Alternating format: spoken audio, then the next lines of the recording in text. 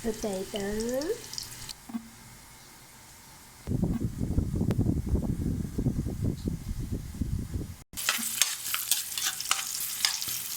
the onion, the buang ba? Bay na ano mo, Mason? Ha, Mason? Ha? Ano nga? Bahay na kayo, di ba?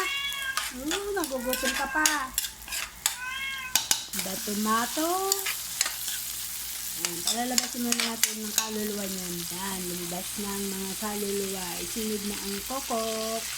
Ang kokok. Kaya natin siyang parang naprito lang ng konti. Habang piniprito natin ang manok, mag-almusal muna tayo. Na hinapunan ko kagabi. Ayan, medyo naprito na sila. Ang sunod natin ay sabawan para pag alambutin. Pakuluin lang yan hanggang sa lumambot.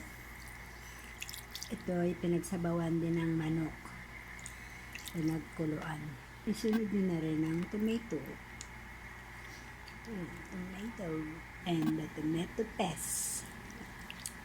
Pagkakulay ang mundo. Pakuluin lang natin yan hanggang sa lumambot.